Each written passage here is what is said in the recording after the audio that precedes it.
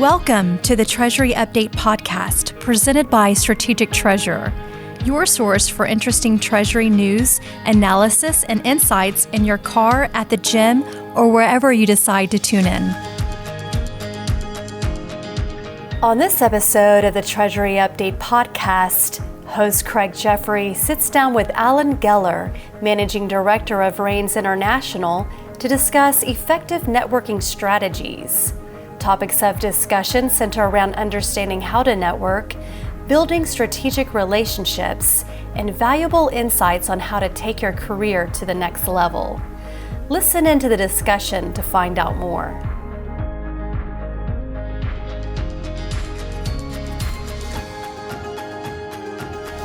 Alan Geller, welcome back to the podcast.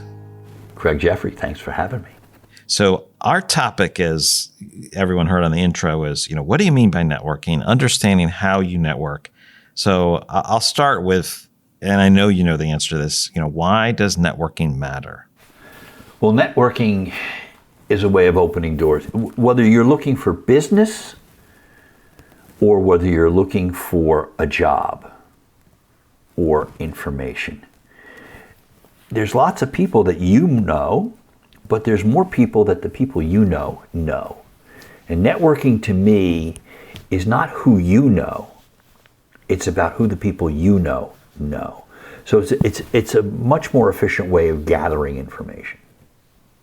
I think I've heard you say that before, and that stuck with me. Another thing you said, I think it was something along the lines, you don't see all the jobs. At some point, I think you described it as most people change jobs. The average tenure now is anywhere from 3 to 5 years. And there's the anomalies like you and I that have been in their same role for almost forever.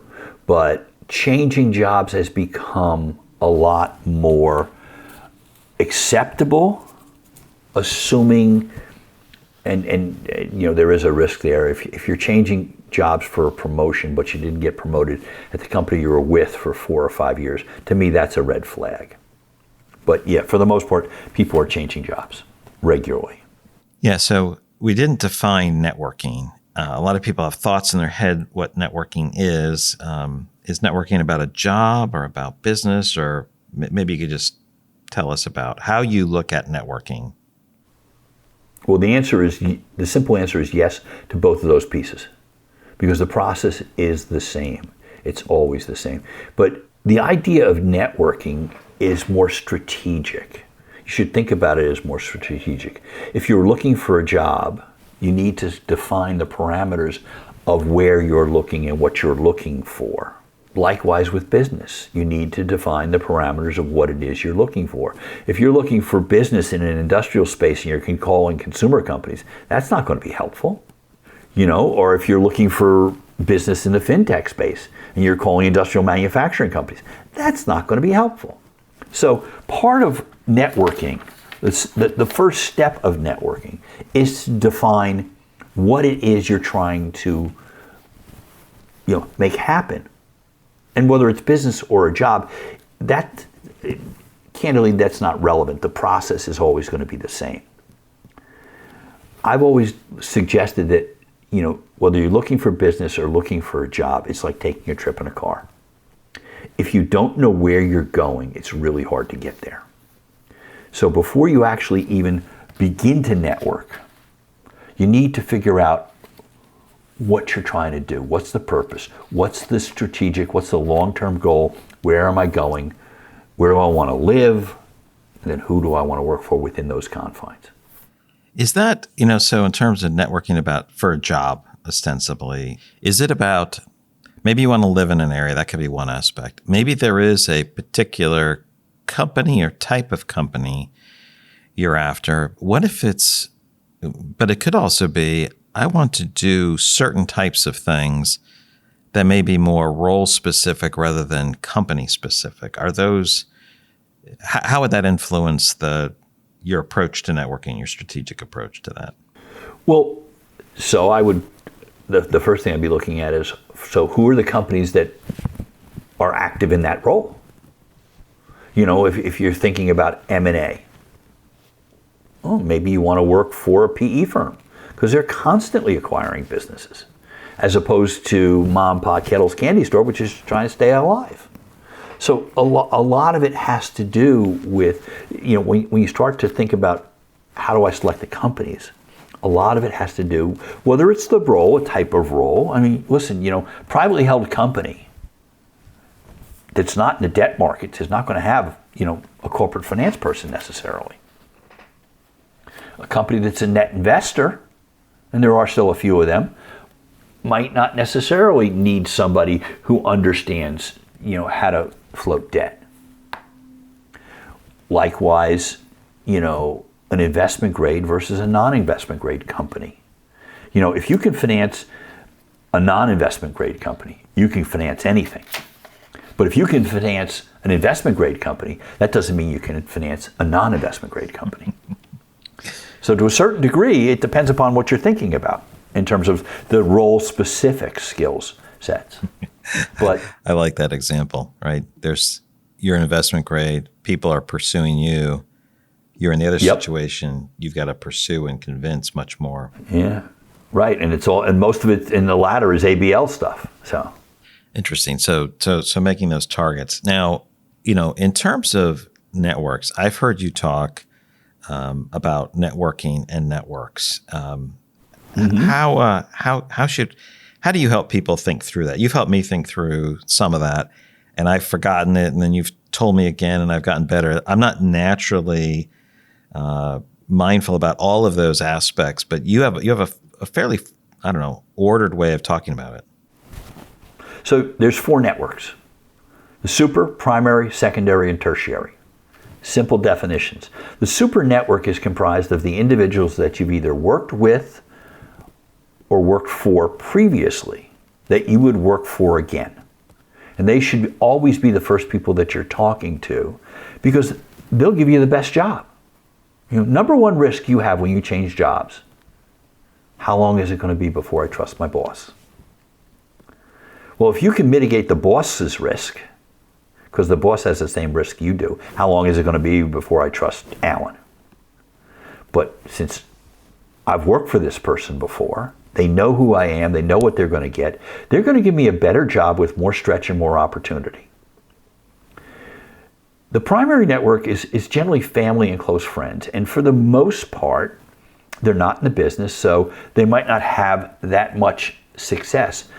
But the important part about networking, or one of the important pieces about networking, is you do not know who I know. So you need to ask. And I go back to this strategy that we started, like, these are the companies I want to work for. And the company says, hey, who do you know here or here?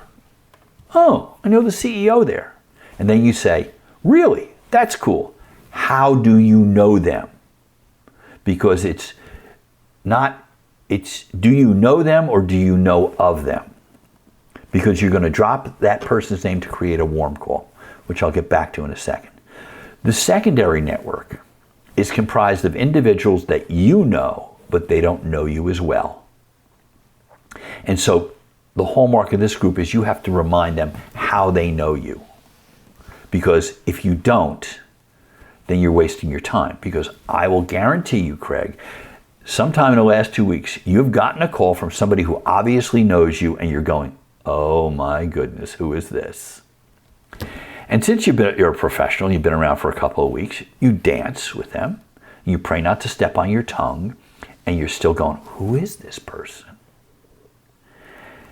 Finish up but you're going to, hey, how are you? How's the family? How's everybody? You're dancing with them, right? You hang up the phone. Phone rings again, it's somebody else.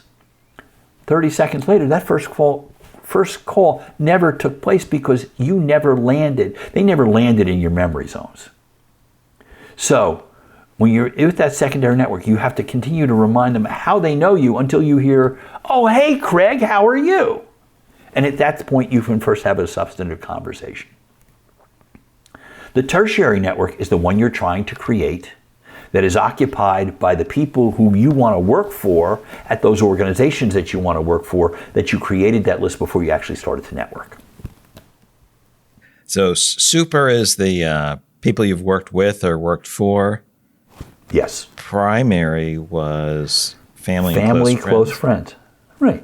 It's a small group of people. They'll take the shirt off their back to help you. They want to help. They just don't know how. Very good. And then all the way down to secondary and tertiary. So Right. I think you started getting into how do you approach each one, each type of network already. Is there anything else that you'd want to add on strategy or tactics with any of these networks? So, what you cannot say is, hey, I'm looking for a job, and this is the kind of job I'm looking for, and if you hear of something, let me know. Which many, many, many people say that.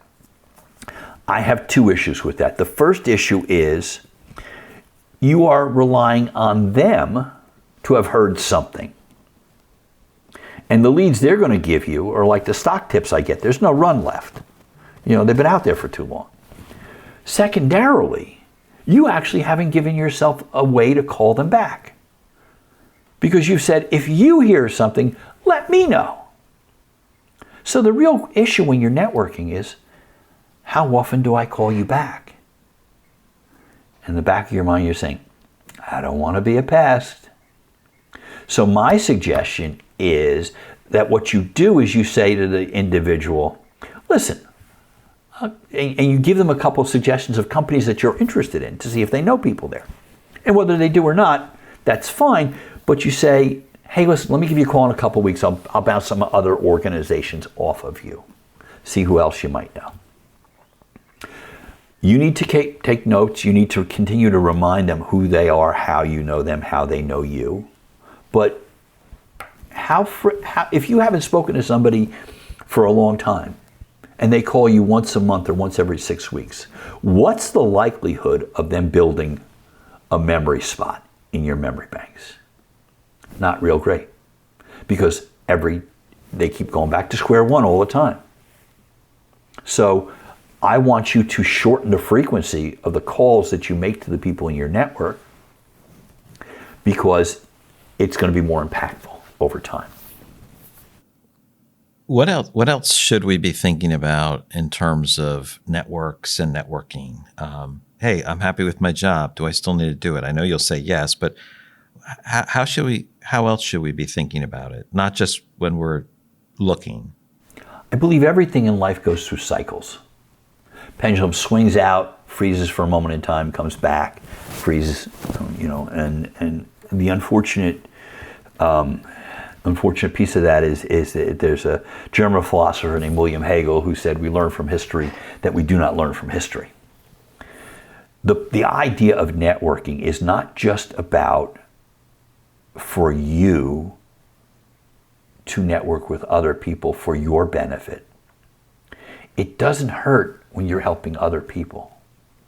That the idea of paying it forward is critical.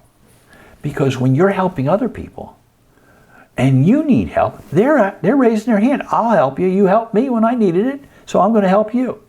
So you should, you have a job to do and things like that. But, you need to devote a half hour a week to it, maybe. Maybe you set aside, one morning a week or a couple mornings a week or a couple afternoons or even a couple evenings where you're sending outgoing networking things. Because people like to help people they like.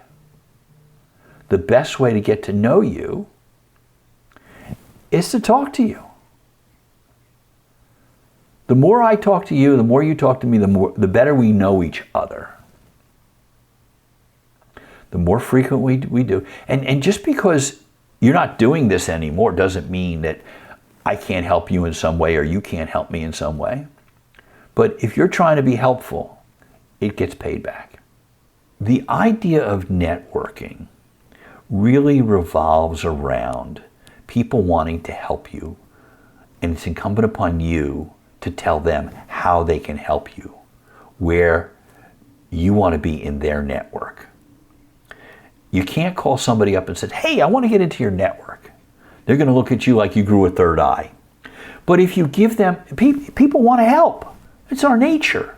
We just don't know how. it's incumbent upon you to tell us where you want to be in our network. And so it's defined by companies. So the whole process starts with you creating that list. Where do you want to be? And I always start geographically and I'd rather you pick geographies as opposed to say, well, I'm open to anything. Well, that's not helpful. But I want to be in Chicago, or I want to be in Dallas, or I want to be in San Francisco. So once you pick those 3 cities, then you have to sit down and say, okay, who are the companies in those cities that I want to work for? And once you put that list together, you see, the beauty of this process is you will never look at your phone and say, who should I call now? And if you're in full job search mode, you're making lots of phone calls. And the thing that holds you back is, I don't know who else to call. Well, the beauty of this process, the way I've described it, is you can always add secondary and tertiary companies. So you start with 10 in each geography. Well, there's another 10 that comes after that first 10. Maybe you can't get your first choice, but then there's a second choice or a third choice. It's really critical that you do this. This methodology is thorough, it's complete, and you won't be wandering the desert for 40 years. But you also need to learn how to be a little bit of a storyteller. Because this is that one exception to the rule where your mother said, it's not nice to talk about yourself. If you don't talk about who you are and what you want and where you want to go, nobody's going to be interested. Alan, excellent points. Thank you so much for being on the podcast. Craig, I really appreciate you reaching out and having a chance to spend some time with you. Be well, be healthy. You've reached the end of another episode of the Treasury Update Podcast.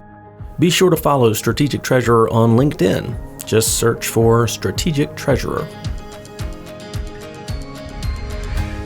This podcast is provided for informational purposes only, and statements made by Strategic Treasurer LLC on this podcast are not intended as legal, business, consulting, or tax advice. For more information, visit and bookmark strategictreasurer.com.